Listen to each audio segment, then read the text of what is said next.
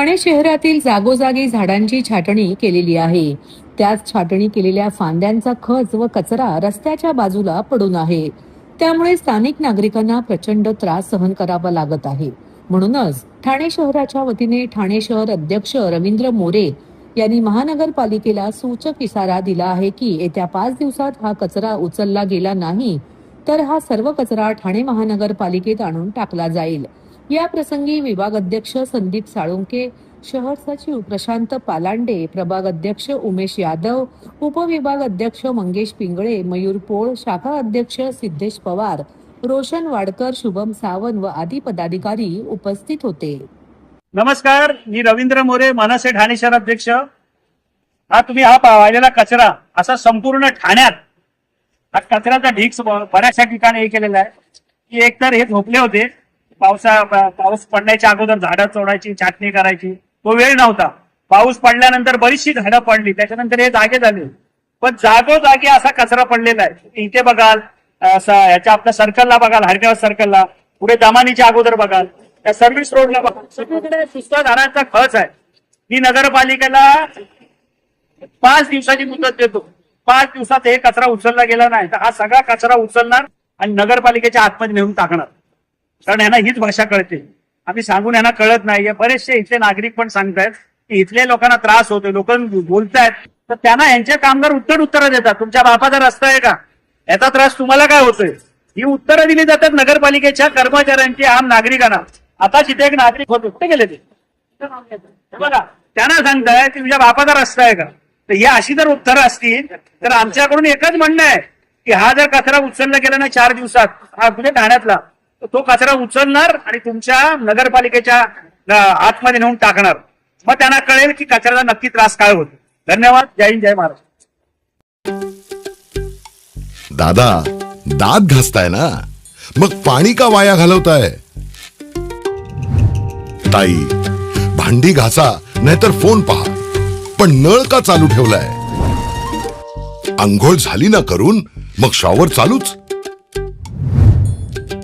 कपडे धुताय पण पाणी वाया जात आहे, त्याचं काय?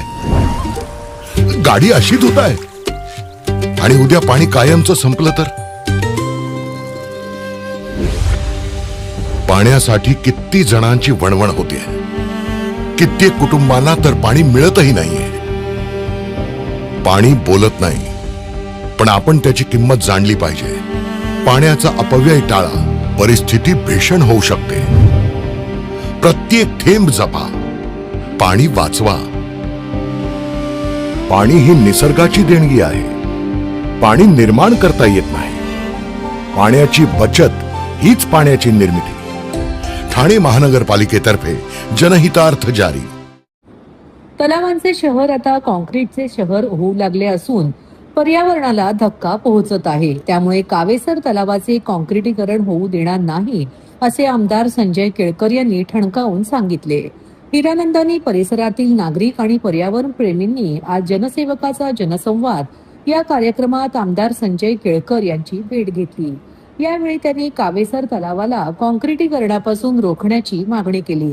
याबाबत बोलताना संजय केळकर यांनी नागरिकांना आश्वासित केले. एकेकाळी ठाणे शहर हे तलावांचे शहर म्हणून ओळखले जात होते. आता अतिक्रमणांमुळे तलाव गायब झाले आहेत.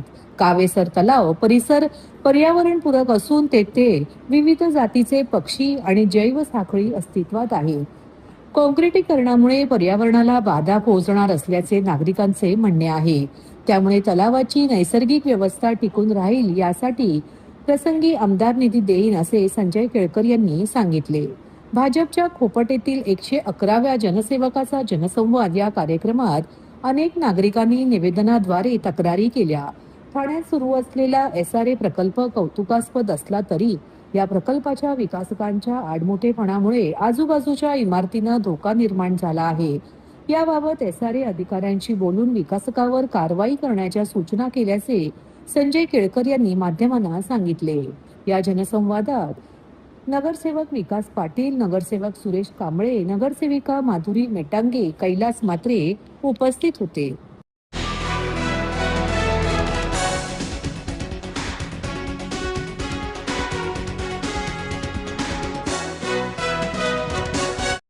महाराष्ट्र राज्याचे उपमुख्यमंत्री एकनाथ शिंदे यांच्या मार्गदर्शनाखाली तसेच परिवहन मंत्री प्रताप सरनाईक यांच्या संकल्पनेतून रिक्षा चालकांना मराठी भाषा येणे बंधनकारक करण्याच्या निर्णयानंतर राज्यभर या उपक्रमाची अंमलबजावणी सुरू झाली आहे.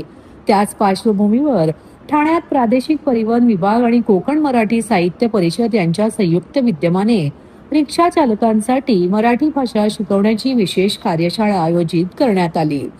ठाण्यातील नौपाडा येथील आदित्य प्रतिष्ठानच्या अभिनय कट्टा येथे उपक्रमाचे ठाणे जिल्हा समन्वयक शिवसेना विभाग प्रमुख किरण नागती यांच्या पुढाकाराने ही कार्यशाळा पार पडली. ठाण्यात सुरू झालेल्या या उपक्रमाला रिक्षा चालकांचा उत्स्फूर्त प्रतिसाद मिळाला. तब्बल 700हून अधिक रिक्षा चालकांनी मराठी भाषा लेखन, वाचन आणि संभाषणाचे प्रशिक्षण घेतले. ठाण्यातील पहिली ही कार्यशाळा आहे. या प्रशिक्षणानंतर मंगळवारी प्रशिक्षणार्थी रिक्षा चालकांची मराठी भाषेची परीक्षा घेण्यात आली.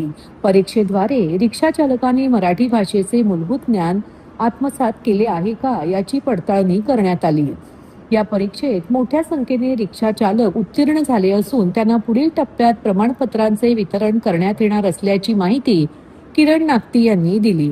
या कार्यक्रमाला ज्येष्ठ माजी नगरसेवक भास्कर पाटील, केंद्र प्रमुख अपर्णा निमकर, सहाय्यक मोटर वाहन निरीक्षक विशाखा ठाकरे, शेखर टेमगरे, मनीषा रानडे, पौर्णिमा दळवी, हेमा दप्तरी तसेच ॲडव्होकेट सुयेश प्रधान यांच्यासह अनेक मान्यवर उपस्थित होते. या उपक्रमामुळे मराठी भाषा न येणाऱ्या रिक्षा चालकांना प्रवाशांशी अधिक प्रभावी संवाद साधता येणार असून मराठी भाषेचा सन्मान आणि दैनंदिन व्यवहारातील वापर वाढण्यासही मदत होणार आहे. परिवहन मंत्री प्रताप सरनाईक यांच्या निर्णयाला प्रत्यक्ष कृतीची जोड देणारा हा उपक्रम ठाण्यात यशस्वी ठरला असून विविध स्तरातून त्याचे स्वागत करण्यात येत आहे. मराठी भाषा जपणे, संवर्धन करणे आणि सर्वसामान्यांच्या दैनंदिन व्यवहारात तिचा अधिकाधिक वापर व्हावा या उद्देशाने अशा प्रकारचे उपक्रम राज्यातील इतर शहरांमध्येही राबविण्याची अपेक्षा व्यक्त केली जात आहे. नमस्कार, मी विशाखा ठाकरे. मी सहाय्यक मोटर वाहन निरीक्षक आहे, प्रादेशिक परिवहन कार्यालय ठाणे येथे. हा उपक्रम असा आहे की जे मराठी भाषिक नसणारे म्हणजे जे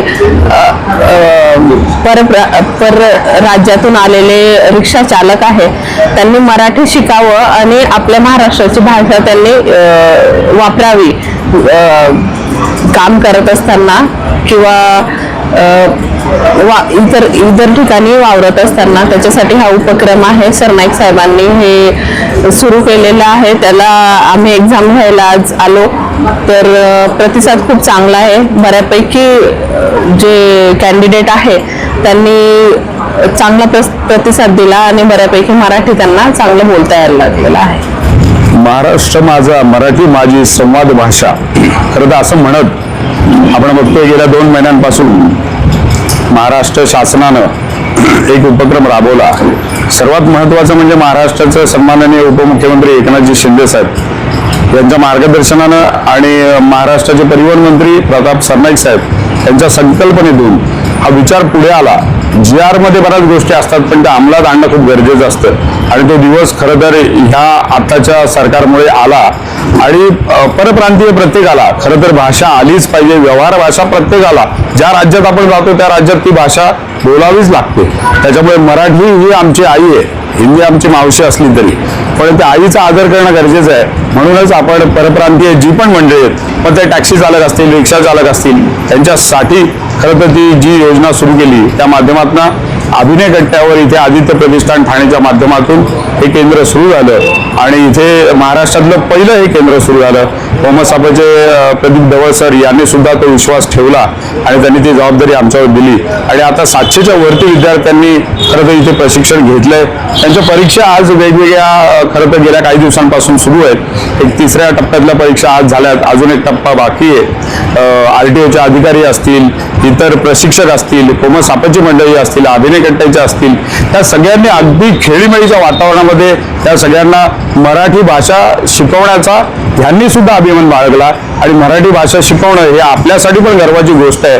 तर खूप चांगल्या वातावरणामध्ये 700च्या वरती विद्यार्थी शिकलेत आणि पास होण्याचा पण रेशो या केंद्राचा सर्वात जास्त आहे.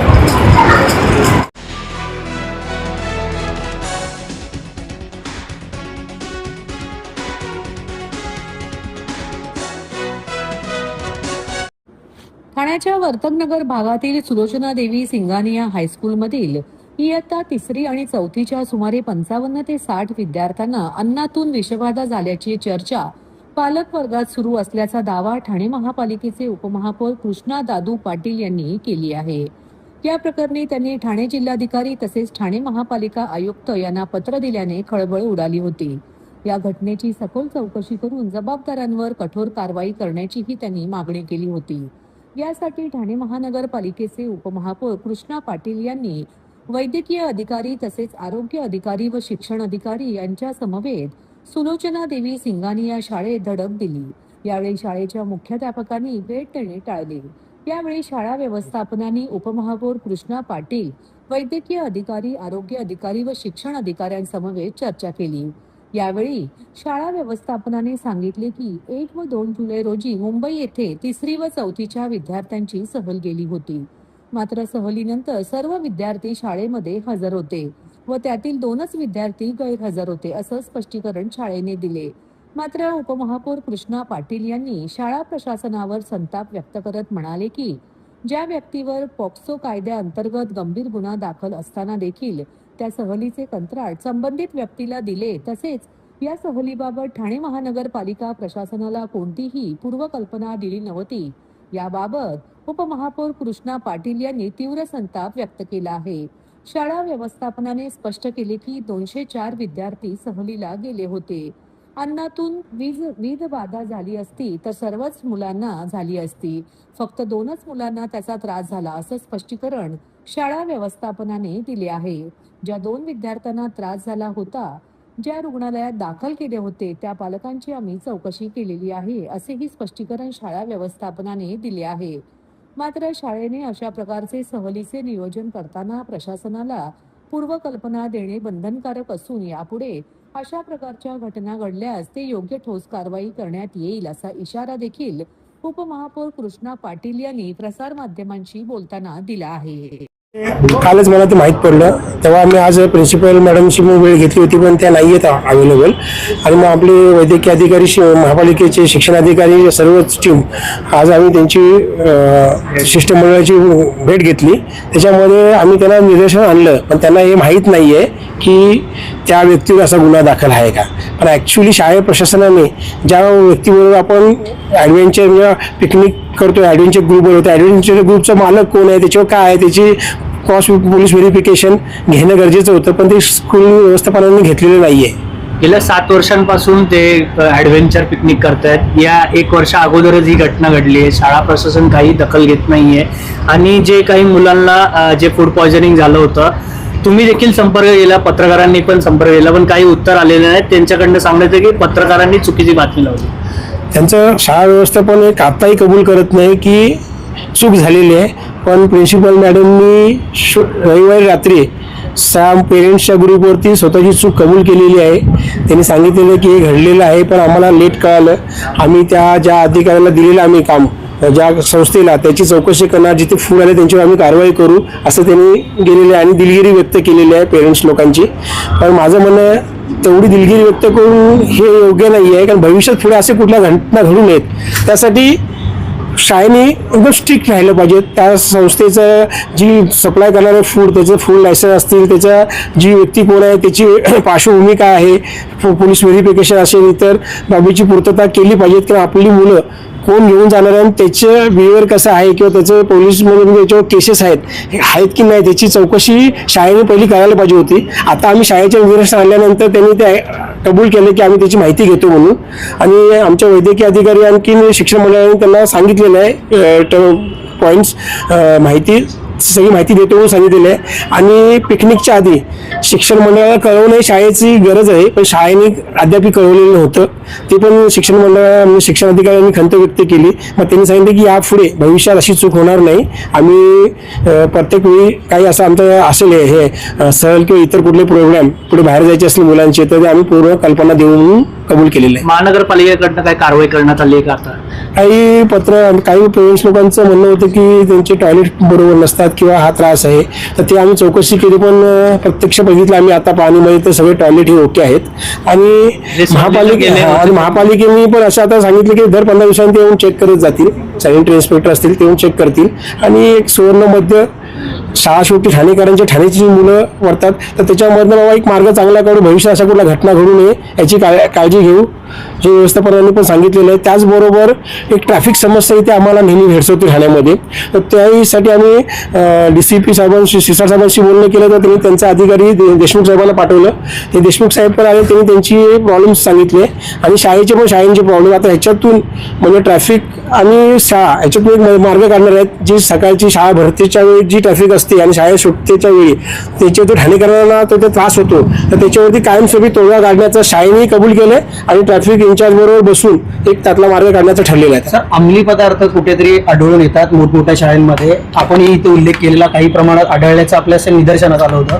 मात्र अशा प्रकारच्या काही घटनांसाठी काही इन्स्पेक्शन वगैरे वेगळी टीम तयार करणार आहात की अचानक शाळेमध्ये धाडी मारून काही पत्रकार काही पेरेंट्स पालकांनी पण बोलले होते की शाळेच्या बाहेरच्या रस्त्यावर काही ड्रग्स पिलर पकडले होते काही आणि त्यांना तिथून हाकलण्यात आलं. तर शाळेने पण त्यांच्या सिक्युरिटी गार्डनी पण त्या लोकांना तिथून हाकलून दिलं की एवढी आहे, पण मुलांकडे काय असं भेटलेलं असं शाळेचं म्हणणं आहे.